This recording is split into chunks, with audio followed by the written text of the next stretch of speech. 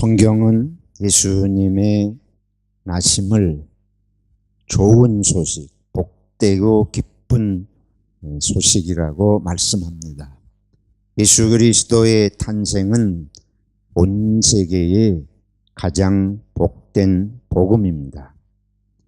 오늘 읽은 이사야 52장의 말씀에는 좋은 소식을 가져오며 평화를 공포하며 복된 좋은 소식을 가져오며 구원을 공포하며 이와 같이 반복적으로 그리스도의 나심이 세계에 얼마나 좋은 복된 소식인지를 강조하고 있습니다. 또한 히브리서 오늘 말씀도 역시 예수 그리스도의 이 땅에 오심을 복된 소식으로 말씀하고 있습니다. 메시아의 탄생보다 온 인류에게 더 복된 소식이 없습니다. 그런데 이 복된 소식의 내용은 하나님이 사람이 되신 것이다. 이게 오늘 요한복음 1장의 선언입니다. 예수 그리스도의 탄생은 하나님이 사람이 되신 것임을 선포하고 있습니다. 하나님이 사람이 되셨다.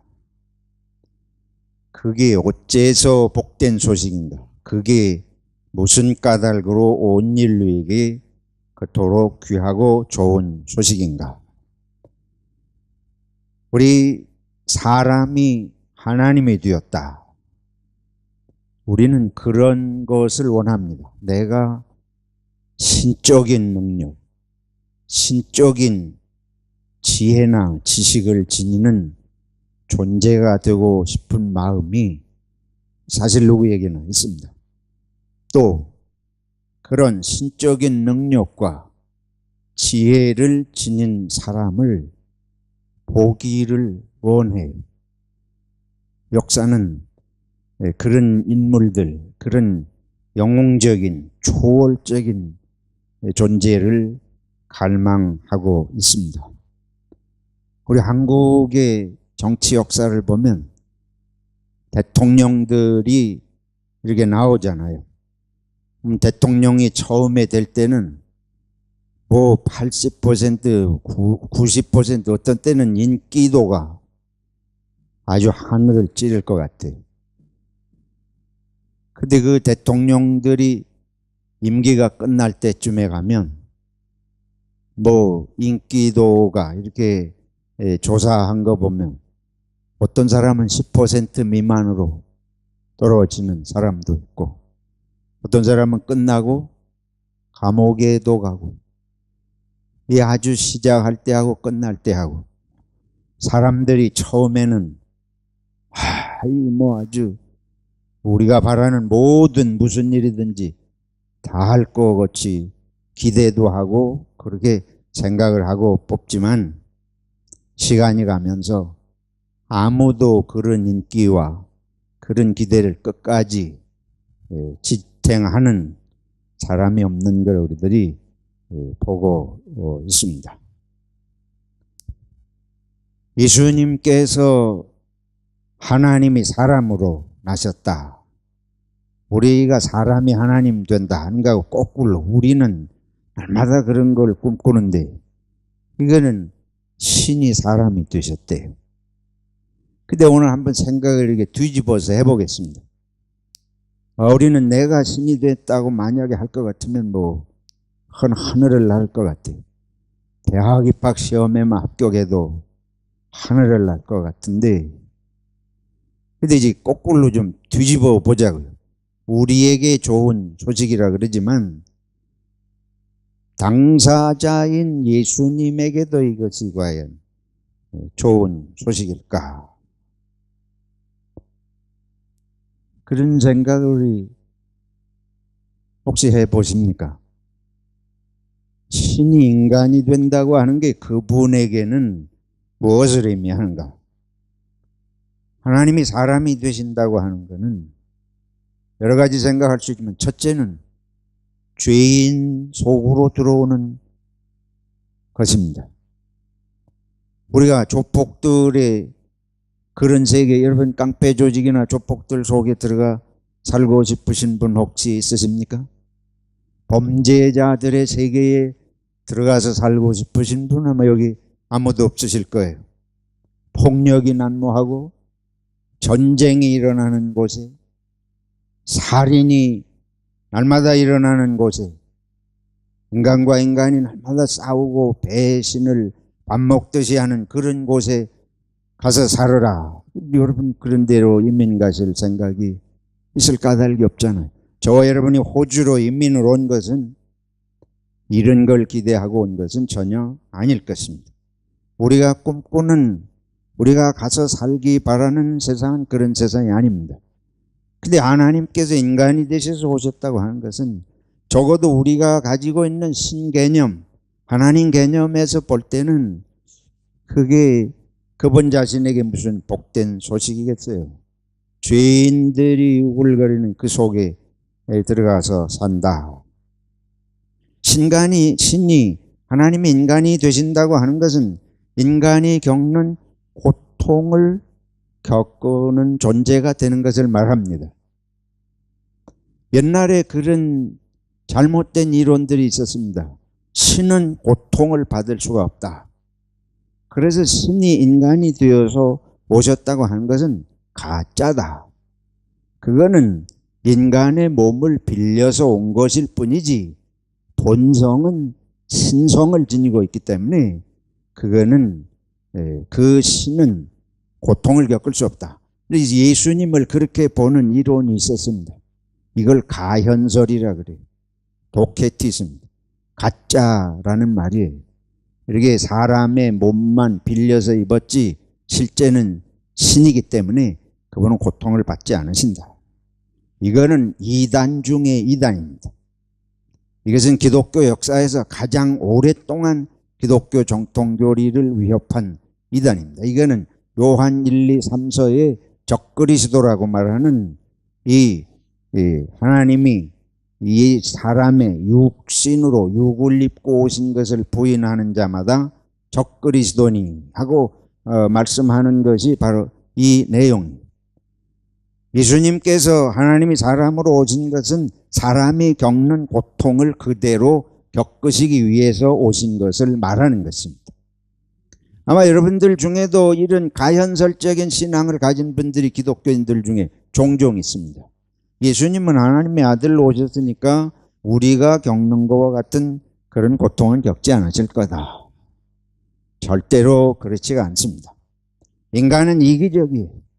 이기적인 인간들로부터 겪는 고통을 예수님이라고 안 겪으실 수가 없습니다. 우리는 본능적으로 이기적입니다. 그래서 우리는 그런 다른 사람들이 그런 모습을 볼 때 분노해요. 그리고 우리는 막 욕을 하게 됩니다. 그래서 인간은 돌아서면 욕하게 돼요.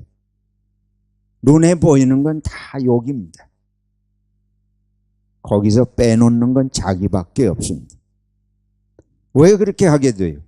모든 사람의 무슨 모습을 보기 때문에. 이기적인 모습을 어느 순간에 반드시 보게 되기 때문에 그렇습니다. 우리는 누구도 내 마음에 쏙 드는 사람은 있을 수가 있어 본 적이 없어요. 여러분 있습니까? 일생을 살아오시면서 그런 사람 만난 경험이 있어요? 예수님도 인간으로 오셨다고 하는 것은 인간들로부터 수많은 욕을 잡수실 존재로 오셨다고 하는 걸 의미하는 것입니다. 그러니까 우리가 꿈꾸는 거는 욕 안 먹는 세상, 이런 이기심이 없는 사람들만 가득한 세상, 우린 그런 이상적인 세계를 꿈꾸는데 거꾸로 이 현실 세계로 그런 세상이 아닌 하나님의 나라에 계신 예수님께서 신인간이 되어 오셨다. 이건 도대체 이해하기 어려운 일이에요. 인간은 배신합니다. 하나님이 인간이 되셨어도 인간이 되신 한은 배신을 당할 수밖에 없고 경험할 수밖에 없는 존재로 오신다는 거예요. 하나님이 인간이 되셔서 오셨는데 우리가 생각하면 뭐 신적인 존재가 되면 아무 문제가 없고 완전 무결하니까 온 세상이 다 존경할 것 같고 온 세상이 항상 박수를 보내야 될 거 아니에요. 근데 완전한 인간으로 오신 완전하신 신이 항상 우러러 보고 항상 박수를 받으시고 항상 존경을 받으셨습니까? 우리가 보시는 대로 그 반대 환상을 버려야 됩니다. 신의 존재에 대한 이 땅에서 인간 세상에서 신적인 존재같이 대우받으려는 환상을 벗어나야 됩니다. 예수님이 그런 대우를 받으시려면 이 세상에 오실 필요가 없으신 거예요. 예수님께서 사람이 되셔서 이 땅에 오신다고 하는 것은 이런 것을 각오하고 이런 현실 속으로 들어오신다고 하는 것을 말씀하는 것입니다. 근데 우리는 이 화장실에 들어앉아 가지고 자기 냄새 잊어버리고 우리는 이런 속에 살기 때문에 신이 인간이 되어서 오신다는 게 무엇을 의미하는지 그분에게 어떤 고통을 의미하는지 실감이 나지를 않아요. 우리는 너무 익숙하게 살기 때문에. 인간은 죽습니다. 예수님도 신이라도 인간의 몸으로 오신 한 정말 참된 인간이 되셔서 오셨다면 어떻게 하셔야 돼요? 죽으실 수밖에 없습니다. 성경은 예수님이 안 죽으셨다고 말씀하지 않습니다. 예수님이 죽으신 것이 기독교의 복음 중에 복음입니다. 왜 그렇습니까? 참 인간이 되신 걸 말하기 때문에 그렇습니다. 예수님은 가짜 인간이 되신 것이 아니고 참 인간이 되셔서 오셨습니다. 죽지 않을 길이 있다고 말하는 신천지 이만희는 그래서 이단의 대표적인 왕적인 이단입니다. 근데 사람들이 거기에 그렇게 많이 빠져들어요. 왜? 환상을 꿈꾸기 때문에. 저와 여러분도 신천지에 빠져있는 사람들 못지않게 환상 속에 삽니다. 이 세상에서 뭐 만인이 칭찬을 하고 만인이 우러러보는 인간이 있을 줄로 착각을 해요. 또 내가 그럴 수 있기를 바라면서 헛된 망상에 사로잡혀 삽니다. 신이 인간이 되셔서 오셨는데도 사람들은 그를 우러러보지 않습니다. 오늘 요한복음 1장에 분명히 말씀하잖아요. 빛이 어두움에 빛이 돼 어두움이 깨닫지 못하더라. 그리고 환영하지 않습니다. 우리들이 거꾸로 생각하는 거예요. 여러분들이 빛을 보면 좋아할 것 같지요. 여러분이나 저나 빛을 보면 다 도망가는 존재들입니다. 전 목사는 꼭 엉뚱한 소리를 해서 내 속에 불을 질른다. 여러분이 설교 듣고 성질 안 나면 이상한 거예요. 그러잖아요. 아담과 이브가 선악과 먹고 어떻게 했다 그랬어요? 숨었다 그랬잖아요. 어떻게 했습니까? 가렸다 그랬잖아요. 그게 빛을 보고 견딜 수 없는 거예요. 저와 여러분은 모습이 드러나지 않는 한 얼굴을 들고 살지만 우리 실상을 빛이 와서 저와 여러분의 모습을 내면을 있는 그대로 드러내면 빛 가운데 드러내면 우리가 견디겠습니까? 못 견디겠습니까? 얼굴을 들고 살 수가 없어요. 그러니까 얼굴을 가리고 반드시 숨게 마련입니다. 우리가 생각하는 진리는 다릅니다. 성경은 우리를 있는 그대로 드러내고 저와 여러분이 생각하는 진리는 허상을 붙들고 진리인 줄로 착각을 하고 있습니다. 인간이 된다는 것은 할 수 없는 것 투성이에요. 우리는 못하는 게 많아요. 사랑하는 사람을 위해서도 병을 고쳐줄 능력이 없어요. 우리는 모르는 것 천지예요. 우리가 하루 앞을 어떻게 될지 알 수가 없어요. 예수님이 인간이 되어서 오신다고 하는 것은 제한적인 세상으로 들어온다고 하는 것을 말씀하는 것입니다. 이 모든 것은 우리가 추구하는 것하고 정반대의 삶을 예수님께서 이 땅에 사시려고 오신 것이다. 우리가 피하는 것, 우리가 가장 원치 않는 모습으로 주님께서 이 땅에 오셨습니다. 그러면 왜 이런 모습으로 인간이 되시기까지 하신 것이겠습니까? 오늘 성경 말씀은 우리 요한복음 1장 14절의 말씀에 이렇게 말씀하십니다. 말씀이 육신이 되어 하나님이 사람이 되셨다는 표현을 말씀이 육신이 되어, 이때의 말씀은 하나님을 말합니다. 하나님이 사람이 되신 까닭은 뭔고 하면 되어 우리 가운데 거하심에 우리와 함께 사시는 존재로 오셨다. 우리가 그의 영광을 보니 아버지의 독생자의 영광이요. 예수님은 하나님의 영광을 드러내시는 존재로 오셨습니다. 둘째는 은혜와 하나님의 은혜를 우리들에게 베푸시는 존재로 오셨습니다. 셋째는 진리가 충만하더라. 예수님이 사람으로 오신 모습 속에는 하나님의 영광을 드러내시고 하나님의 은혜를 선포하시고 베푸시고 하나님의 진리를 우리 가운데 일깨우시고 그런 삶을 사시기 위해서 오신 것이었습니다. 첫째로 하나님의 영광이 무엇이냐? 예수님은 하나님의 영광을 드러내신다. 하나님의 영광은 하나님의 본성을 드러내시는 것입니다. 영광의 반대는 욕됨이지요. 수치스러우고 부끄러움이지요. 우리는 언제 부끄러워요? 아까 말씀드린 대로 죄가 드러날 때 부끄러워요. 하나님의 영광은 무엇이냐? 우린 속에 죄성이 있기 때문에 감추어 있는다가 드러나면 부끄럽잖아요. 그런데 하나님의 영광은 하나님의 본성을 드러낼 때 하나님의 영광인데 그 하나님의 본성은 사랑입니다. 예수님은 하나님의 사랑의 본성을, 하나님의 사랑의 본체 되심을, 사랑 자체를 드러내시고자 이 땅에 오셔서 그 하나님의 영광을 선보이신 것입니다. 우리의 모습은 본래는 하나님의 형상으로 지음을 받았습니다. 그 하나님의 형상이라는 건 다른 건 아니에요. 사랑할 수 있는 존재입니다. 근데 우리가 그런 능력을 상실했습니다. 예수님께서 오셔서 참 하나님의 사랑의 모습을 우리들에게 보이셨어요. 우리 본성적으로 부모가 자식을 사랑하잖아요. 새도 새끼를 사랑해요.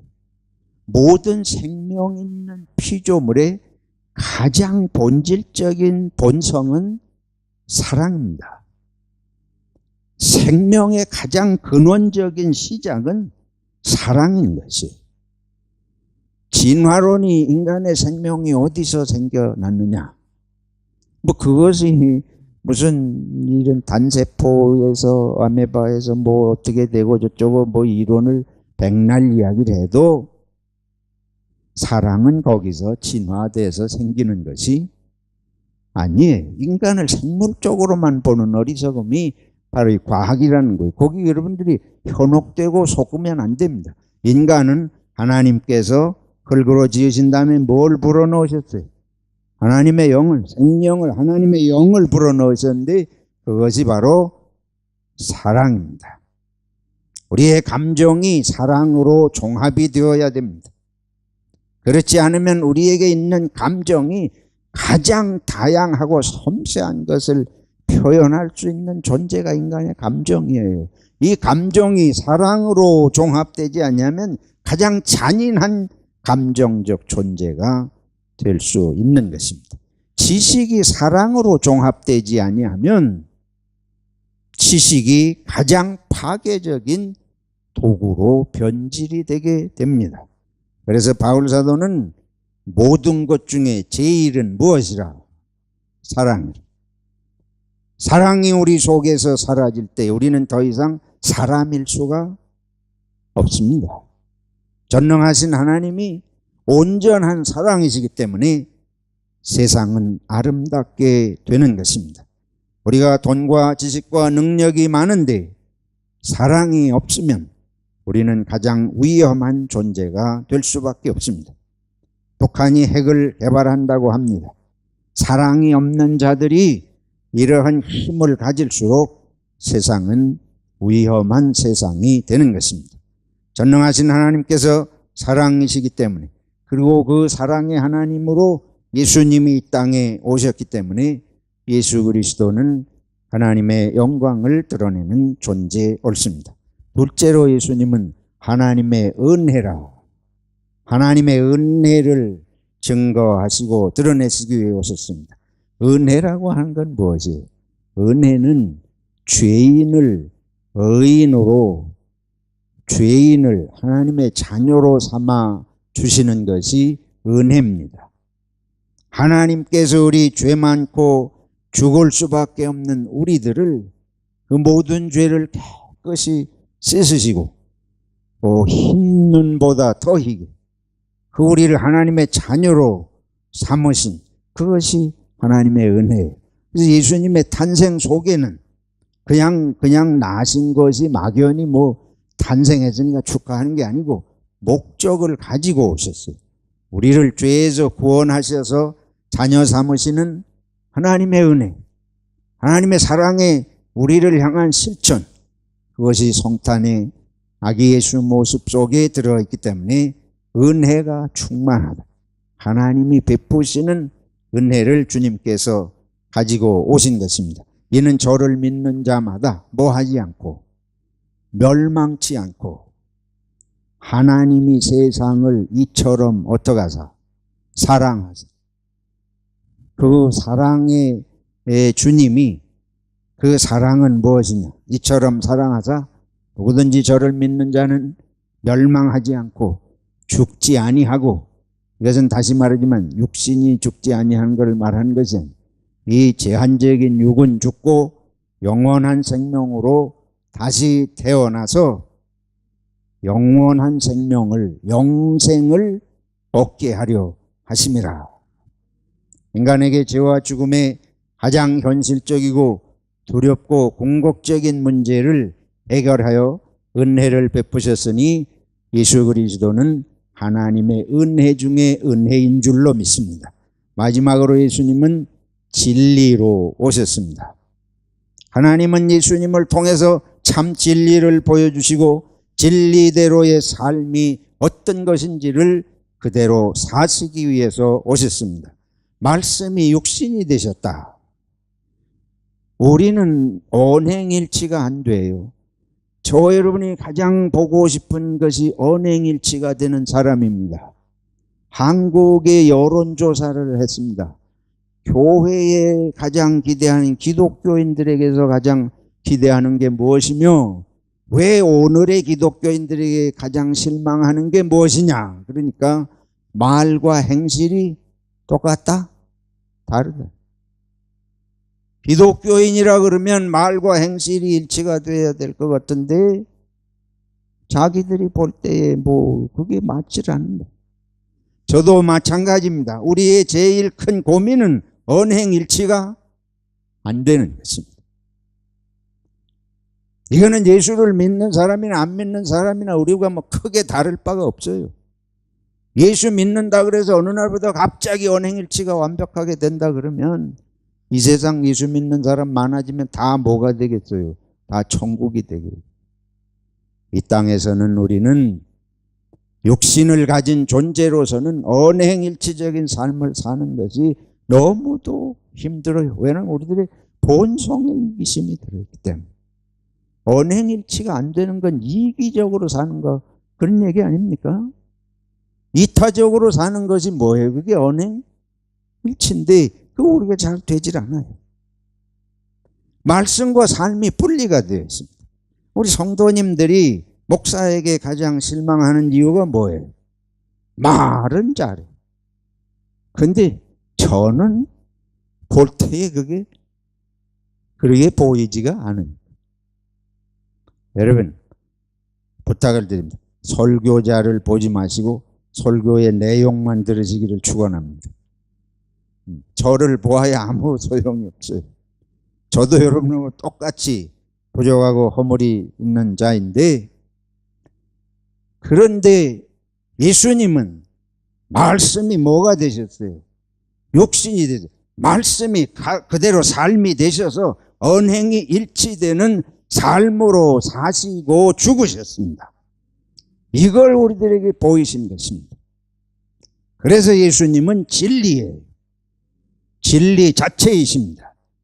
우리는 진리를, 예수 그리스도 안에서 진리를 깨닫고 보긴 하지만 살지를 못해서 저희들이 참 안타까움을 금할 수가 없고 회개하지 않을 수 없습니다.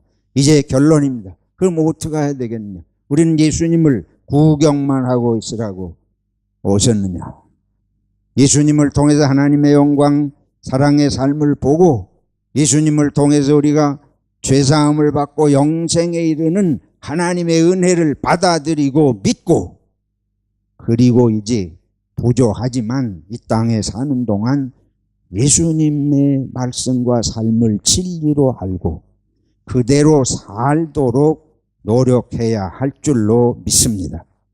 이것이 오늘 성경이 히브리서에서 강조하고 있는 말씀이에요. 우리가 살아있는 동안에 다시 한번 부족하지만은, 이사야서도 뭐라고 그러냐면 이사야 52장 7절에 보면 좋은 소식, 평화를 선포하고 구원을 선포하는데, 그러면서 나오는 말씀이 뭐냐면 하나님이 통치하신다. 그것을 전하는 자의 그 아름다운 소식의 발걸음. 뭘 하나님이 어디서 통치하세요? 이사야 선지자가 말, 예수님이 이 세상에 오셔서 하나님이 통치하신다. 우리는 당장에 로마 황제같이, 우리들의 옛날에 봉건 군주나 왕들처럼 한마디 하면 백성이 벌벌 떨듯이 그런 통치를 하시는 것인가? 하나님의 통치는 권력 가지고 하는 것이 아니라 예수님이 사신 것처럼 예수 믿는 사람들이 하나님의 은혜에 감사해서 하나님의 영광의 모습 속에서 예수님 사시고 가르치신 말씀대로 살려고 하면 하나님의 나라는 이루어집니다. 그러면 누가 통치하는 것입니까? 하나님이 통치하는 것인 줄로 믿습니다. 저와 여러분이 주님의 삶처럼 살면 하나님의 통치가 이루어지는 세상인 줄로 믿습니다. 이것이 성경이 우리들에게 가르치는 것이에요. 우리가 계명이 힘들지만 계명대로 살아서 구원받는다는 얘기가 아닙니다. 계명으로 구원받을 수 없어요. 하나님의 은혜로 구원받습니다만은 하나님의 통치가 이루어지는 사랑의 세계를 위해서는 우리가 그 말씀대로 살도록 노력해야 합니다. 근데 노력 가지고 안 되니까 예수님께서 성령을 보내셨습니다. 주님의 나심은 눈으로 보여주시고 이제는 이걸 우리가 믿고 성령이 도우시고 함께 하시니까 우리도 용기를 가지고 주님의 삶처럼 말씀처럼 살도록 하면 이 땅에서도 하나님의 나라의 맛을 세상 사람들이 보도록 우리가 그렇게 일하는 줄로 믿습니다. 하나님 아버지, 예수님이 우리 사람으로 오셔서 우리를 사랑하시고 우리 가운데 사시고 우리를 구원하시고 어떻게 살아야 할지 본보여 주시니 감사를 드립니다. 성령님 저희를 도와주시옵소서. 주님을 생명의 구주로 확신하고 주님 말씀을 삶으로 옮길 수 있는 믿음을 더하여 주시옵소서. 그러나 때로 부족합니다. 용서할 마음을 주시옵소서. 품을 수 있는 가슴을 주시옵소서. 용서와 평화의 생명으로 오신 예수님의 이름으로 기도하옵나이다. 아멘.